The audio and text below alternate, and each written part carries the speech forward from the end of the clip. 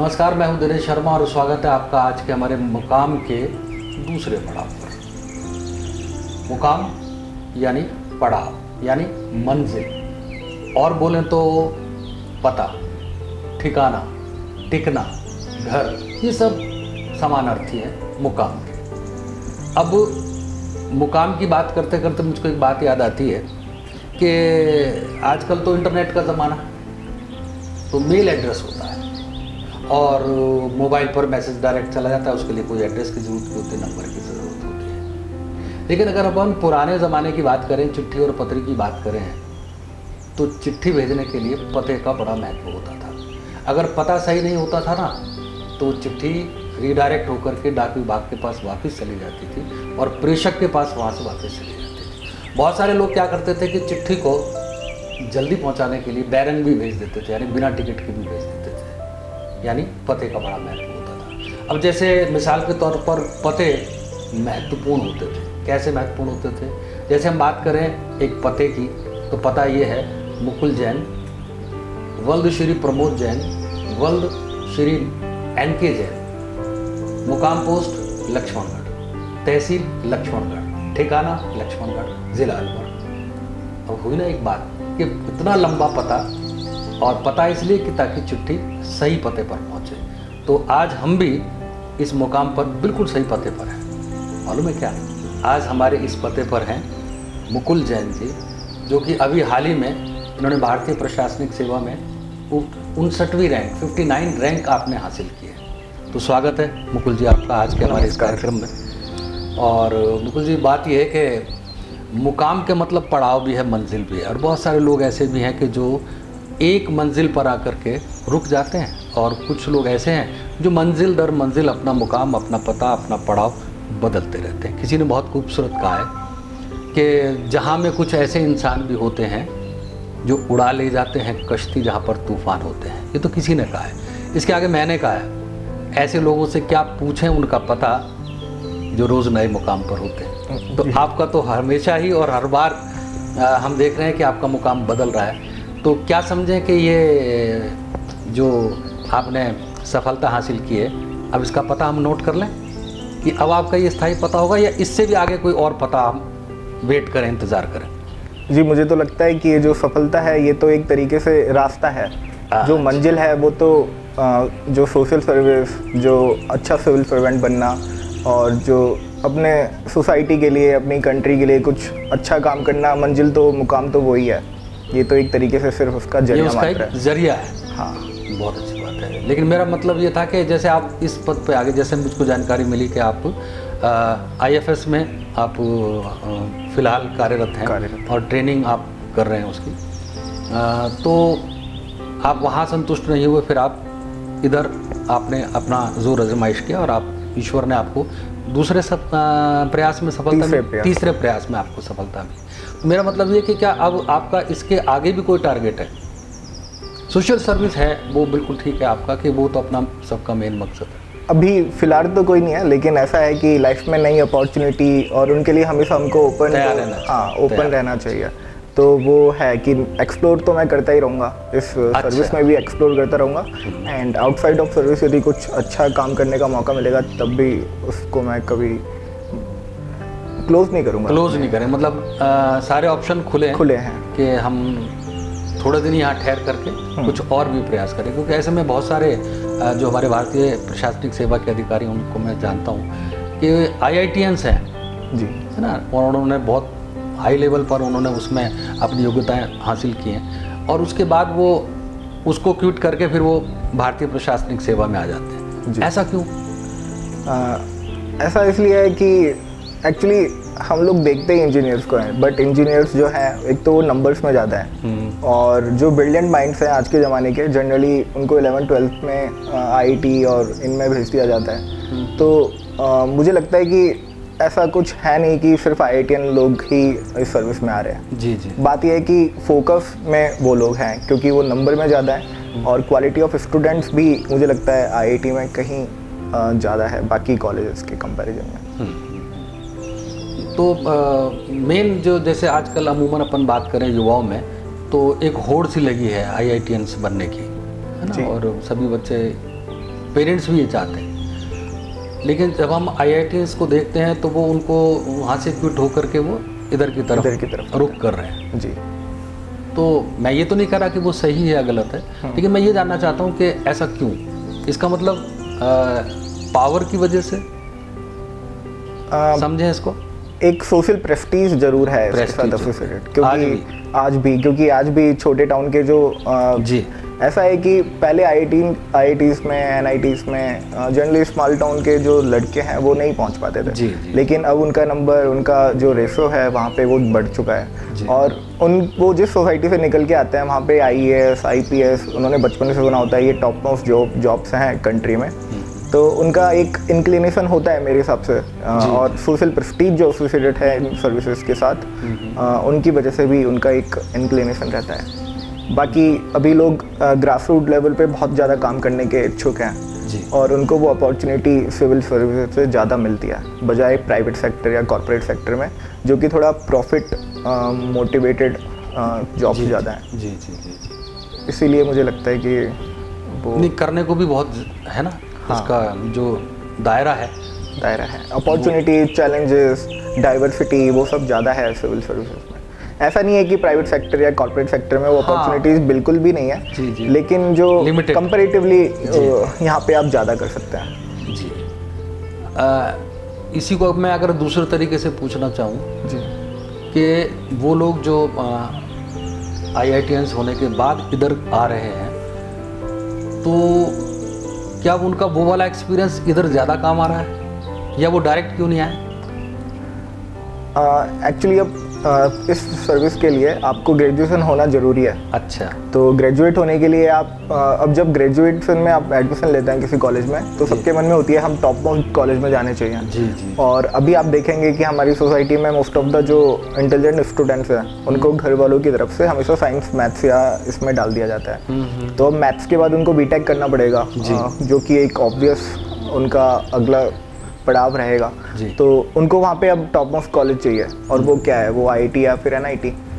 तो इसीलिए उनको वो करना पड़ता है। और फिर उसके बाद फिर उनका कॉलेज में जाके या कॉलेज से पहले भी कई लोगों का मन होता है कि मुझे अच्छा सिविल सर्विसेज देना है, तो वो देते हैं। बाकी एक बात ये भी है कि ये प्रोफेशनल कोर्स होते हैं। BTech एक प्रोफेशनल डिग्री है, और वो एक अच्छा बैकअप आपको प्रोवाइड करती है। वो आपके लिए एक कुशन है, जिससे आप कभी भी यदि आप असफल रहते हैं इस प्रोसेस में, तो आप बैकआउट करके कॉर्पोरेट या प्राइवेट सेक्टर में अपने हाथ आजमा सकते हैं। एक तरह से अपन सोचते हैं कि वो सेफ साइड है। हाँ, तो ये एक एडवांटेज रहती है IITians को।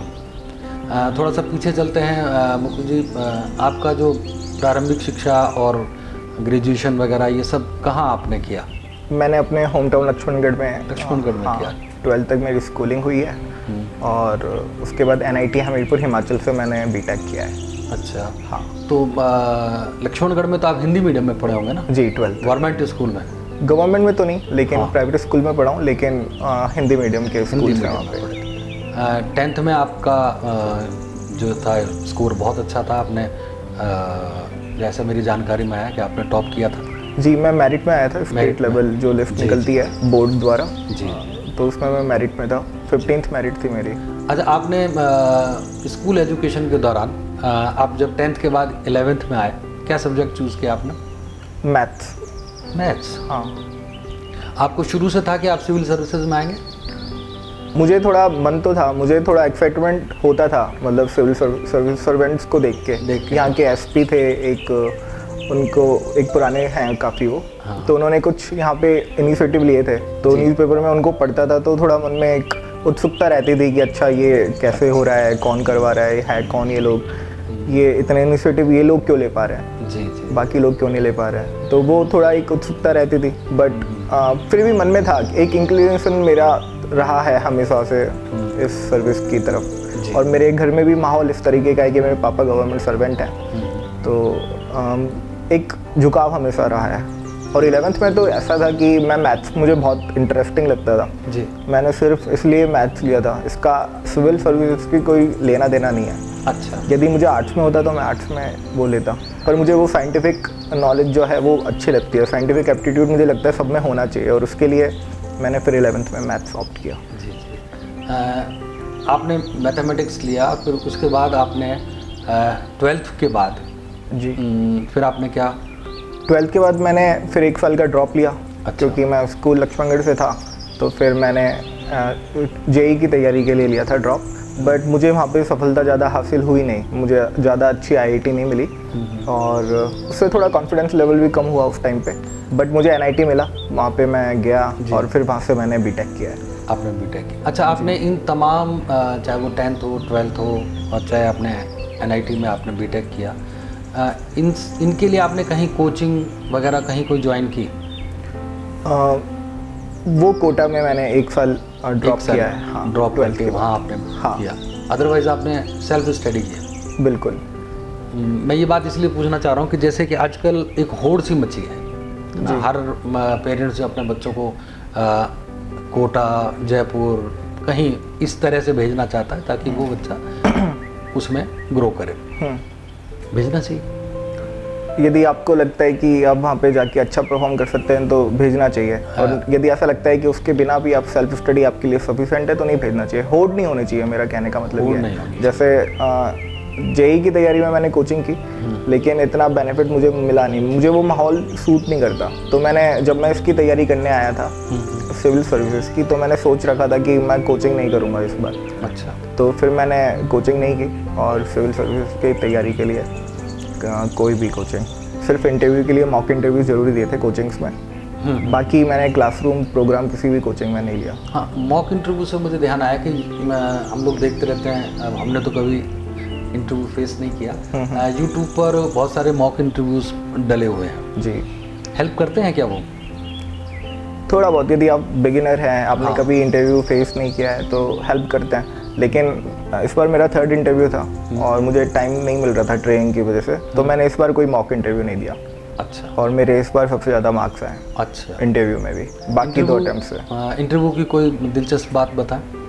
इंटरव्यू की दिलचस्प बात यह है कि आपके बैकग्राउंड पे आपको बहुत रिसर्च करनी चाहिए। मुझसे इंटरव्यू में बाबा भर्तृहरि के बारे में काफ़ी क्वेश्चन हुई। अच्छा। भर्तृहरि बाबा के बारे में, इवन अलवर का जो मिल्क केक जो फेमस है जी, उस पर भी काफ़ी क्वेश्चंस लोग पूछते हैं। और तो भर्तृहरि बाबा के उन्होंने काफ़ी डेप्थ में गए थे वो कि भर्तृहरि बाबा के अच्छे कभी नाटक देखा है तुमने? अच्छा। कभी आपने कोई बुक पढ़ी है उनकी? कभी उन्होंने कौन सी बुक लिखी है? अच्छा। तो इस पे काफ़ी क्रॉस क्वेश्चन हुए थे। questions। हाँ, लेकिन प्रिपेयर्ड था मैं, और मुझे लगता है कि फॉरेस्ट में मेरा सिलेक्शन इन्हीं क्वेश्चंस की वजह से हुआ। काफ़ी अच्छा स्कोर था मेरा 190, और वो मुझे लगता है भर्तृहरि बाबा की वजह से ही था। अच्छी बात है। हाँ। हमारे लोक देवता भी हैं, हमारी सबकी जन आस्था भी है उनके प्रति, तो अच्छी बात है। और क्या आप जो हमारे स्ट्रगलर हैं, जो बच्चे तैयारी कर रहे हैं, उनको आप क्या कहना चाहेंगे अपने एक्सपीरियंस के हिसाब से कि किस चीज़ पर उनको? देखो, एक चीज़ मैं बताना चाहता हूँ कि हर जिससे भी हम बात करते हैं, हम उसे पूछते हैं कि आपने कितने घंटे पढ़ाई की या क्या किया आपने, तो लेकिन मेरा सवाल ये नहीं है। मेरा सवाल ये है कि आज जो बच्चे भारतीय प्रशासनिक सेवा में आना चाहते हैं, उनको कब, क्या और कैसे स्टडीज़ करनी चाहिए? क्या मटेरियल उनको इकट्ठा करना चाहिए ताकि उनको भी सफलता हासिल हो, आपकी नज़र में, आपके अनुभव के आधार पर? मेरे हिसाब से एक तो यह है, किसी पे भी ब्लाइंड भरोसा नहीं करना चाहिए। मार्केट में इतनी सारी चीज़ें अवेलेबल हैं जी, एंड हर टॉपर की एक अपनी खुद की अलग स्ट्रेटजी होती है जी, और और वो उसी स्ट्रेटजी को लोग बताते हैं। लेकिन आपको हर टॉपर, वो स्ट्रेटजी उसके लिए सही है इसका मतलब ये नहीं है कि आपके लिए भी सही हो। तो हर एस्पिरेंट को सबसे पहले तो अपनी स्ट्रेटजी बनानी चाहिए कि मैं कैसे तैयारी करने वाला हूँ, और फिर उसको थोड़ा इम्प्रोवाइज़ करना ज़रूरी है, क्योंकि ऐसा नहीं है कि आप अपनी स्ट्रेटजी पे भी आपकी स्टडी बिल्कुल 100% एक्यूरेट होगी। तो फर्स्ट फैक्टर तो यह है। सेकंड की जो बुक लिस्ट है वो भी आपको खुद से ही बनाना पड़ेगा। अच्छा, बुक लिस्ट भी हर टॉपर की आप देखेंगे सब अलग अलग रिकमेंड करते हैं, पर 4-5 फंडामेंटल बुक्स हैं लाइक लक्ष्मीकांत फॉर पॉलिटी, ये सब तो सभी पढ़ते हैं। लेकिन उसके अलावा फिर एंशिएंट मिडियल में आपको एनसीईआरटी पढ़नी है, या फिर आपका लूसेंट से काम चल जाएगा। जैसे मैं तो एंशिएंट मिडियल में मैंने तो विकिपीडिया से सबसे ज़्यादा पढ़ाई की है। अच्छा, ऑनलाइन। तो और मुझे लगता है कि मुझे कभी एंशिएंट मिडियल में कभी दिक्कत नहीं आई इस वजह से, क्योंकि मैंने वो इन डेप्थ पढ़ाई की हुई है, वो मेरे इनग्रेंड हो चुका है अंदर। जी, तो सब सेकंड चीज़ ये है। एंड थर्ड ये कि आपको रेजिलिएंट होना पड़ेगा इस प्रोसेस में रहना है तो। चैलेंज आएंगे, बहुत सारे चैलेंजेस से डरना नहीं है। एंग्जाइटी होती है बहुत ज़्यादा, स्ट्रेस होता है, उनसे कभी डरना नहीं है। मैं देखता हूँ कई लोग क्या डिप्रेस हो जाते हैं इस प्रोसेस में आने के बाद, असफलताओं के बाद, लेकिन वो भी नहीं होना, ये it is a part of life. तो आगे मूव ऑन करते रहना है और बस सफलता फिर स्टार अलाइन होते हैं तो मिल जाती है, ऐसा नहीं है। हार्ड वर्क तो करते ही रहना है, एफर्ट सबसे ज़्यादा इंपॉर्टेंट है, बट फिर रिजल्ट की परवाह नहीं करनी चाहिए। रिजल्ट यदि बेकार आ रहा है तो उसमें फिर आप कुछ कर नहीं सकते हैं, ठीक है, वो कभी आएगा आपका भी रिजल्ट अच्छा। तो स्टार को इम्पोर्टेंस देते हैं? नहीं, मैं इम्पोर्टेंस नहीं देता। नहीं देते? नहीं, मैं इम्पोर्टेंस इसलिए नहीं देता क्योंकि वो उस पर आपका कंट्रोल नहीं है कोई भी। वो कुछ फैक्टर रहता है रैंडमनेस का इस प्रोसेस में, क्योंकि इतने सारे बच्चे, लाखों बच्चे तैयारी कर रहे हैं, लाखों बच्चों का फिर इंटरव्यू में डिफ्रेंशिएट हो जाते हैं वो, तो कुछ तो रैंडमनेस का एक फैक्टर है, लेकिन वो आपके कंट्रोल में नहीं है। तो फिर आपको एक आपके कंट्रोल में जो चीज़ है ही नहीं, तो उसमें आप क्या ही सोचना। तो मैं इस बारे में सोचता नहीं हूँ कभी, बस ये पता है मतलब ऐसा है, लेकिन सोचना नहीं है अपन को, तो क्या अपने एफर्ट्स ही मारना है। तो एफर्ट्स और हार्डवर्क ही है जो आपको सक्सेस की तरफ ले जा सकता है, ये है। अभी आपने कहा कि एंजाइटी हो जाती है पढ़ते पढ़ते, आप क्या करते हैं उससे निपटने के लिए? मैं एक्चुअली मेरे साथ थोड़ा इनडिसिप्लिन, मैं बचपन से इतना सिंसियर नहीं हूँ, मैं थोड़ा दंगा करता हूँ, बहुत ज़्यादा दंगा करता था स्कूल में, फिर कॉलेज में भी। बस जैसे हमारे पापा क्या करते थे कि हमको कि मैं और मेरा बड़ा भाई जो है अनुराग, हम कभी स्कूल आवर्स के बाद पढ़ते नहीं थे बचपन में। अच्छा। तो मेरे पापा क्या करते थे कि ठीक है इनको ट्यूशन लगवा दो। अच्छा। लेकिन हम ट्यूशन वाले टीचर को बहुत परेशान कर देते थे। वो घर पे आते थे तो हम मेरे दादाजी की अलमीरा होती थी बड़ी, उसके अंदर जाके छुप जाते थे। तो स्कूल आवर्स के बाद बहुत कम पढ़ाई करते थे, खेलने कूदने में ज़्यादा ध्यान रहता था। तो थोड़ा डिसिप्लिन का इशू है मेरे साथ, और कंसिस्टेंसी भी थोड़ी दिक्कत है। लेकिन ये थर्ड अटेम्प्ट में मैंने बिल्कुल डिसिप्लिन से काम किया। जैसे मेरा शेड्यूल, मैं रात को पढ़ता हूँ जनरली, लेकिन इस बार मैंने वो पूरा रिवर्स कर दिया। अच्छा। क्योंकि यूपीएससी का जो मेंस का एग्ज़ाम होता है उसके लिए आपको शेड्यूल बहुत ज़्यादा इंपॉर्टेंट है। वो आपको 9 to 5 सेंटर पर रह के पेपर लिखने हैं, 2 पेपर सुबह शाम। तो आप बिना शेड्यूल के उसको ढंग से लिख नहीं पाओगे यदि आप यदि रात को लेट से सो रहे हो तो, सुबह जल्दी नहीं उठ रहे हो तो इस बार मैंने काफ़ी डिसिप्लिन अपनाया, और उसके लिए मैंने काफ़ी एफर्ट मारे। जैसे मैंने एक नई हॉबी डेवलप कर लिया है, वो है ऑडियो बुक सुनना। ओके। तो मैं रात को नींद नहीं आती तो मैं ऑडियो बुक सुनता हूँ, और ऑडियो बुक्स में मैंने काफ़ी कोई अब 20-25 किताबें तो ख़त्म कर चुका हूँ मैं ऑडियो बुक से। उससे फ़ायदा भी मिला, मैं कभी बुक्स पढ़ता नहीं था अलग से, तो मैं नई बुक्स पढ़ने का भी, एक्सप्लोर करने का भी मुझे इससे मौका मिला है। और मैं ऐसा था कि ब्रेक लेता हूँ अब मैं, यदि मुझे एंग्जाइटी होने लगती है तो मैं 1-2 दिन ठीक है, मैं फिर पढ़ता ही नहीं हूँ, छोड़ देता हूँ। उस पीरियड में क्या करते हैं फिर मैं घर चला जाता हूँ। अच्छा। या तो घर पे टाइम स्पेंड करता हूँ फैमिली के साथ, या फिर मूवीज़ देख लेता हूँ। फॉरेन सिनेमा में कोई अच्छी मूवी होती है जिससे थोड़ा इंस्पिरेशन मिलती है, वो सब देखता हूँ। जैसे डार्क नाइट ट्रिलॉजी जो है, बैटमैन, वो काफ़ी मैंने देखी है। और सबसे ज़्यादा पसंदीदा आपकी क्या है मूवी? एक 12 एंग्री मैन है। अच्छा। वो काफ़ी पुरानी मूवी है हॉलीवुड की, और सिर्फ जैसे हम बात कर रहे हैं, पूरी मूवी में सिर्फ एक डिस्कशन ही है। एक केस होता है, उस पर 12 लोग बैठ के डिस्कशन करते हैं। अच्छा। तो वो काफ़ी अच्छी मूवी है कि उसमें आपको पॉइंट ऑफ व्यू देखने को मिलते हैं काफ़ी अलग अलग लोगों के, तो वो मूवी काफ़ी पसंद है मुझे। बॉलीवुड की बात करें तो कौन सी मूवी? बॉलीवुड में मुझे गाइड पसंद है, देवानंद वाली गाइड मैंने देखी थी। वो मुझे ऐसा है कि वो मुझे लगती है one of the best movie है जो बॉलीवुड मैसेज भी है, हाँ, प्रोड्यूस किया। बाकी राइटर मुझे सत्यजीत रे की स्टोरीज काफ़ी अच्छी लगती हैं। ये सब मैंने तैयारी के साथ ही एक्सप्लोर करना स्टार्ट किया एक्चुअली। तो एक यूपीएससी की तैयारी करने का एक ये एडवांटेज भी है कि आपको इन सब चीज़ों के बारे में भी एक्सप्लोर करने का, लर्न करने का मौका मिल जाता है। और अगर अपन उसकी बात करें, भारतीय संगीत की बात करें, तो कौन सा म्यूज़िक ज़्यादा पसंद है? संगीत एक्चुअली मेरा इतना इंटरेस्ट नहीं है संगीत में, लेकिन मैं कभी कभी इंस्ट्रूमेंटल म्यूजिक कभी कभी सुन लेता हूँ। तो वो डिस्ट्रैक्ट नहीं करता? क्योंकि लिरिक्स जो है म्यूजिक में, वो मुझे लगता है कि अपना ध्यान डिस्ट्रैक्ट करती हैं, पढ़ाई कर रहे हो और तो इंस्ट्रूमेंटल कभी कभी म्यूजिक सुन लेता हूँ। कभी बोर हो रहा होता हूँ तो अकेला पढ़ रहा हूँ, कोई पढ़ने वाला साथ नहीं है, तो इंस्ट्रूमेंटल म्यूजिक ज़रूर उसको मैं देखता हूँ यूट्यूब पे। अभी आप ऑडियो बुक की बात कर रहे थे, मेरा भी ये मानना है कि जो ऑडियो है वो इंसान की कंसंट्रेशन पावर को भी बढ़ाता है। जी बिल्कुल। क्योंकि हम सुनते हैं तो उसकी एकाग्रता बढ़ती है और उसकी कल्पनाशीलता भी बढ़ती है। जी बिल्कुल। हाँ। अगर शोले फिल्म हाँ सिनेमा के पर्दे पर आने के बजाय रेडियो पे सुनाई जाती तो सबकी कल्पना का गब्बर सिंह अलग अलग होता। जी बिल्कुल, ये और बात तो- वो उसकी ईगो को भी सेटिस्फाइड करता है, उसके अंदर जो एक आक्रोश और वो जो चीज़ है वो उसको भी सेटिस्फाइड करता है। अच्छा, रेडियो और ऑडियो ये हमको डिस्ट्रैक्ट नहीं करते हैं, हमको हमारे काम में प्लस करते हैं, उसमें हमारा मन लगता है। और जो वाकई आपने जो कहा कि इंस्ट्रूमेंटल जो म्यूज़िक है, मैंने अभी कुछ दिन पहले एक स्टडी में पढ़ा था कि वो जितनी भी इंडस्ट्रीज़ हैं या जो इंस्टीट्यूशंस हैं वहाँ अंडरग्राउंड म्यूज़िक के स्पीकर्स लगाए जाते हैं और वहाँ सारा दिन इंस्ट्रूमेंटल कुछ ना कुछ, शास्त्रीय संगीत कह लो या इंस्ट्रूमेंटल कह लो, कुछ भी वो चलता रहता। तो जो वहाँ के जो एम्प्लॉइज़ हैं उनकी वर्किंग कैपेसिटी बढ़ जाती है। इवन एयरपोर्ट्स पे भी अभी आप Yes, देखेंगे तो इंस्ट्रूमेंटल म्यूजिक बजता रहता है। बहुत अच्छी आदत है आपके अंदर है। अभी हम बात कर रहे थे कि इंटरनेट की, आजकल का युवा इंटरनेट पर पूरी तरह से डिपेंड है। आप जैसे व्यक्ति के लिए जो भारतीय प्रशासनिक सेवा की तैयारी करते हैं उनके लिए इंटरनेट कितना हेल्पफुल है?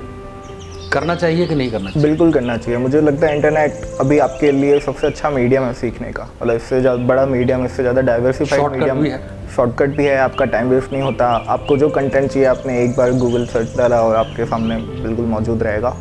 और बाकी एक चीज़ वो भी है कि कई चीज़ें हम सिर्फ यूपीएससी के लिए पढ़ते हैं, लेकिन इंटरनेट पे आप उस चीज़ के बारे में सर्च करोगे तो आपको एक डिफरेंट एस्पेक्ट पता लगेगा जो कोचिंग्स में कभी नहीं बताया जाएगा।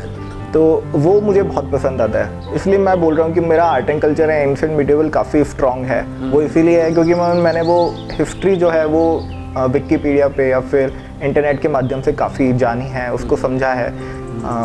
तो ये है, इंटरनेट तो बहुत स्ट्रॉन्ग मीडियम है। मुझे लगता है इंटरनेट का तो उपयोग ज़रूर करना चाहिए। अब आप आपने ये मुकाम हासिल कर लिया और अब इसके बाद अब आपकी क्या योजना है आगे की? आगे अभी तो मुझे ट्रेनिंग पे देहरादून जाना है और फिर फाउंडेशन कोर्स मैं वहाँ पे ज्वाइन करूँगा लबासना। उससे पहले नेशनल फॉरेस्ट एकेडमी में ज्वाइन करूँगा। एंड आगे फिर देख, अभी तो जो सफलता हासिल हुई है अभी तो इसी मुकाम पर ठहरना है। अभी इसको समझना है और इसके जी बिल्कुल। अभी जो निटी ग्रिटीज़ हैं वो भी नहीं समझा हूँ मैं, सर्विस की क्या है, वो अंदर जाऊँगा तभी सिस्टम के बारे में पता लगेगा कि गवर्नेंस और जो एडमिनिस्ट्रेशन है वो अंदर से कैसे काम करता है। क्योंकि अभी तक मैंने उसको बाहर से ही देखा है कि अच्छा बाहर से ये योजनाएं आती हैं, ये पॉलिसी बनती हैं, पर कैसे बनती हैं, उनका ग्राउंड लेवल पे इम्प्लीमेंटेशन कैसे होता है, वो सीखने का मेरे मन में है कि ये कैसे होता है, तो इसको जानने की अभी। अच्छा, कभी ऐसा हुआ कि जैसे आपने धीरे धीरे आपका ये टारगेट फिक्स हो गया था कि आपको भारतीय प्रशासनिक सेवा में आना है, इस बीच में आपने कोई और किसी सर्विस के बारे में या सोचा या ट्राई किया, या पेरेंट्स की तरफ से कुछ ऐसा था कि आप इधर भी ट्राई कर लो, ऐसा कुछ हुआ क्या? एक्चुअली पापा कहते थे कि फॉर्म भर दे। अच्छा। तो फॉर्म भर देता था लेकिन कभी सोचा नहीं। हमेशा से ये था कि ऑल इंडिया सर्विस हैं 3, IAS, IPS और इंडियन फॉरेस्ट सर्विस। फॉर्म भरा था एग्जाम वगैरह? एक बार देने गया था, लेकिन वो भी काफ़ी इंटरेस्टिंग किस्सा है कि एक बार मैं घर पे आया था, तैयारी कर रहा था, तो पापा ने कहा कि SBI PO का एग्ज़ाम है तेरा और तुझे तो बैंक PO का एग्ज़ाम देने जाना चाहिए। तो मैंने एडमिट कार्ड निकाला, प्रिंट आउट, मैंने इंस्ट्रक्शन पढ़ने का भी मन नहीं हुआ मेरा, बिल्कुल मन नहीं था, लेकिन फोर्सफुली पापा ने कहा कि नहीं देखे तो जा। तो फिर मैं चला गया जयपुर, सेंटर मेरा जयपुर था, वहाँ पे सेंटर पे गया तो उसमें था कि आपको 2 फोटोग्राफ्स और लानी है साथ में। तो मेरे पास फोटोग्राफ नहीं थी, तो मैंने पापा को फ़ोन किया कि, तो पापा ने कितना लापरवाह है ये। तो फोटोग्राफ वहाँ से फिर मुझे वापस लौटना पड़ा। एग्ज़ाम तो ये सही रहा वैसे, तो क्या पता क्लियर हो जाता, फिर मैं उसमें आदमी फंस जाता, एफर्ट नहीं मार पाता सिविल सर्विस में। मेरे सामने जो मुकुल बैठे हैं और उनका जो मुकाम है, दोनों मेरे सामने हैं, लेकिन हर व्यक्ति के अंदर एक बात रहती है कि मैं वो जो अंदर वाला मुकुल है वो क्या है, मैं वो जानना चाहता हूँ। वो किस डायमेंशन में है, किस तरह से है, वो क्या सोच पाते हैं? एक्चुअली मुझे लगता है कि सर्विस में मैंने तैयारी जो की है यूपीएससी की, इससे काफ़ी चीज़ें रियलाइज़ तो होती है, मतलब self realisation is a part of this process. आपको वो रियलाइज़ होता है कि आप मुझे लगता है कि मुझे क्रिएटिव चीज़ों में काफ़ी इंटरेस्टेड हूँ मैं। जैसे अभी मेरा मन करता है कभी फिक्शन नॉवल के अंदर आउटलाइन बनने लग जाती है, तो मैं लेटे सोचता रहता हूँ ऑडियो बुक सुनते सुनते, अच्छा इसके बाद कोई ऐसे आगे बढ़ाया जा सकता है। जैसे कुछ ऑथर्स के एक जो इनकम्प्लीट वर्क्स होते हैं, तो मन करता है अच्छा इसको यार कंप्लीट करना चाहिए कभी किसी को, तो उसके बारे में मन में आउटलाइन बनने लग जाती है। तो कभी मौका मिला, कभी समय मिला तो ज़रूर मैं उसमें हाथ आजमाना चाहूँगा कि कैसे वो है। मतलब हमारे मुकुल जो है वो राइटर भी हैं, राइटर अंदर तो से बनना भी चाहते हैं। मतलब बनना तो, और मैं राइटर हूँ तो नहीं, लेकिन हाँ मतलब कभी हाथ आजमाना जरूर चाहूँगा इस फील्ड में। इस क्रिएटिविटी जैसे डॉक्यूमेंट्रीज है, तो मेरे मन में आइडियाज़ हैं कि कुछ डॉक्यूमेंट्रीज बननी चाहिए इस तरह से, इंडिया के कल्चर पे, इंडिया के जोग्राफिक जो डायमेंशंस हैं उस पर। क्योंकि जैसे डेविड एटनबरो एक फेमस एनवायरमेंटलिस्ट है, उनकी डॉक्यूमेंट्रीज आती हैं, तो उसी की तर्ज पे इंडिया में भी कुछ डॉक्यूमेंट्रीज मेरा मन है कि बने। कभी मैं नहीं बनाऊँ तो कभी बने, कभी देखने का मौका मिले। मुकुल आस्तिक हैं? आस्तिक तो पता नहीं, पर थोड़ा स्पिरिचुअल हूँ। मुझे वो कल्चरल डायमेंशन ज़्यादा पसंद है वैसे। अच्छा। इन चीज़ों की पता नहीं रिलीजियस मैं कितना हूँ, लेकिन हाँ ऐसा है कि हाँ कुछ तो होता है। मतलब कुछ क्वेश्चंस ऐसे हैं जिनके आंसर साइंस के पास नहीं है। तो मैं स्टीफन हॉकिंग्स की बुक्स भी पढ़ता हूँ आजकल, तो वो ऑडियो बुक के थ्रू ही, तो वो मेटाफिजिक्स की बातें करते हैं। वो पूछते हैं क्वेश्चन ये है कि व्हाई इज यूनिवर्स, कि हम अभी जो साइंस है अभी तो उसको व्हाट इज यूनिवर्स के आंसर नहीं मिले हैं, तो व्हाई इज यूनिवर्स लेकिन नेक्स्ट क्वेश्चन होने वाला है और उसको फिर साइंस को आंसर देना पड़ेगा। तो इन क्वेश्चंस के इंडियन फिलोसफी में काफ़ी आंसर्स हैं, तो मैं उस फिलोसॉफिकल पार्ट को ज़्यादा वेटेज देता हूँ और मैं उसके वीडियोस मैंने काफ़ी देखे हैं। तो वो भी ऐसा है कि उसने भी यूपीएससी में हेल्प किया। वैसे आर्ट एंड कल्चर मेरा तभी काफ़ी स्ट्रॉन्ग एक एस्पेक्ट है प्रोसेस में। इंडियन फिलोसफी मुझे बहुत अच्छा लगता है, मतलब एक्चुअली जो एंशिएंट हमारे राइटर्स हैं। जी आपकी पावर क्या है, सीक्रेट क्या है आपका पावर जो आपको आपकी लाइफ में, या आप मुझको ऐसा बताएं कि आपकी लाइफ का कोई ऐसा टर्निंग पॉइंट हो, एक या दो, जिसने आपको आपकी सोच को एकदम से चेंज कर दिया? क्या किसको मानते हैं आप? जी एक्चुअली मैं चाइल्डहुड से मैं थोड़ा ठीक लेवल का ही स्टूडेंट रहा हूँ। मतलब मेरिट में था 10th में 8th में, और फिर 12th के बाद जब मेरा जेई में कोई ढंग का IIT नहीं मिला मुझे, तो मुझे पता लगा कि जो सोसाइटी है, मतलब एक तरफ आपको तुरंत आपकी असफलता को पकड़ती है, फेलियर्स को लोग माफ़ नहीं करते हैं बहुत जल्दी से। तो वहाँ से मुझे एक चीज़ रियलाइज़ हुई कि आपको सफलता मिले तो एक बेसिक ह्यूमिलिटी होनी चाहिए आपके अंदर, और असफलता मिले तो आपको बेसिक कॉन्फिडेंस होना चाहिए अंदर। यदि आपने अपना कॉन्फिडेंस खो दिया ना, तो अब आगे 2-3 साल आपके उस असफलता के बाद डिफ़िकल्ट होने वाले हैं। तो ये ह्यूमिलिटी एंड कॉन्फिडेंस जो है, ये दोनों ज़रूरी है, और मुझे लगता है ये कॉम्प्लीमेंट करते हैं एक दूसरे को। इससे आपको बाउंस बैक कर पाते हो फेलियर से, और आपको सक्सेस हासिल होती है तो आप फिर उसको आप ये नहीं कि आपके सर में चढ़ गए हो। हाँ, तो ये दोनों आपके अंदर क्वालिटी। तो अगर असफलता है तो उसको सीढ़ी बनाएं, बिल्कुल, और उससे सीखें, सबक लें कि आपने पास्ट में क्या गलती की, फिर उसको अपने लाइफ में लाकर पावर बनाते हुए उसको आगे ले चलें, तो वो निश्चित रूप से मंजिल मिलेगी। मुकुल जी, आप हमारे कार्यक्रम में आए। अब इस कार्यक्रम में आने की आपका सक्सेस इसलिए कि जो स्टूडेंट्स हैं, जो हमारे युवा हैं, जो इस लाइन में आना चाहते हैं भारतीय प्रशासनिक सेवा में, उनके लिए आप क्या मैसेज देना चाहेंगे कि वो क्या करें और क्या ना करें जी, ताकि उनकी मंजिल आसान हो? जो कुछ टिप्स उनको आप देना चाहें? जी, टिप्स तो ये है कि मैंने जैसे बोला कि अपने पोटेंशियल को सबसे पहले पहचानें कि मैं कहाँ तक जा सकता हूँ इस प्रोसेस में। अपनी कमियों को आप अंडरस्टैंड करें। जैसे आंसर राइटिंग किसी का वीक होता है, किसी का स्ट्रॉन्ग होता है, लेकिन फिर जिसका स्ट्रॉन्ग है, यदि वो 3-4 टेस्ट सीरीज लेके लिखने लग गया तो उसकी बाकी चीज़ें वीक हो जाएंगी, क्योंकि वो बाकी चीज़ों में स्ट्रॉन्ग नहीं है। तो ब्लाइंडली किसी भी टॉपर की टॉक को, या फिर किसी भी जो मार्केट में स्ट्रेटजी चलती हैं, उनको फेस वैल्यू पे नहीं लेना चाहिए। उसको एनालाइज करना चाहिए कि मैं कैसे स्ट्रेटजी बनाऊँ। बाकी जो टिप्स हैं वो तो सब मार्केट में अवेलेबल हैं, लेकिन उन टिप्स में से आपके लिए क्या सही है वो आपको चुनाव करना है। और सेकंड चीज़ क्या नहीं करनी है, बस एक तो डिसअपॉइंट नहीं होना चाहिए फेलियर से। ये प्रोसेस बहुत लंबा है, मतलब बोलते हैं कि मैराथन है, ये है, लेकिन बात यह है कि मैराथन में भी आप बहुत ज़्यादा भाग नहीं सकते, मतलब एक टाइम के बाद तो आपको रुकना ही पड़ेगा। तो सारी चीज़ें एनालाइज करें, मतलब किसी भी चीज़ को फेस वैल्यू पे नहीं लेना चाहिए, खुद की स्ट्रेटजी बनानी चाहिए और बहुत काम सोचना चाहिए, क्योंकि एक तो स्ट्रेस इतना होता है इस पेपर में, और स्ट्रेस और कॉन्फिडेंस मतलब बहुत ज़्यादा दो इम्पॉर्टेंट फैक्टर हैं जो आपको इस प्रोसेस से बाहर निकालने वाले हैं। और थर्ड है कि आपकी कंपनी, आपका यदि फ्रेंड सर्कल काफ़ी अच्छा बन जाता है तो वो आपको सफलता के बहुत नज़दीक ले जाएगा। मतलब मेरा एक्चुअली मैं थोड़ा लकी हूँ इस एस्पेक्ट में, मेरे जो दोस्त हैं, मेरा जो ग्रुप है, स्टडी ग्रुप जो बना वो काफ़ी अच्छा था, और उसकी मैं ऐसा है कि सब अपने एक्चुअली घर की बदौलत ही जहाँ पे पहुँचते हैं। मतलब आपकी जो पर्सनैलिटी है वो आपके घर की वजह से है, लेकिन तो वो मेरे पे भी लागू होता है, मम्मी पापा, मेरे भाई बहन, उनकी वजह से मैं हूँ। लेकिन जो यूपीएससी की जर्नी में सबसे इम्पोर्टेंट मुझे लगता है कंट्रीब्यूशन मेरे उस फ्रेंड सर्कल का।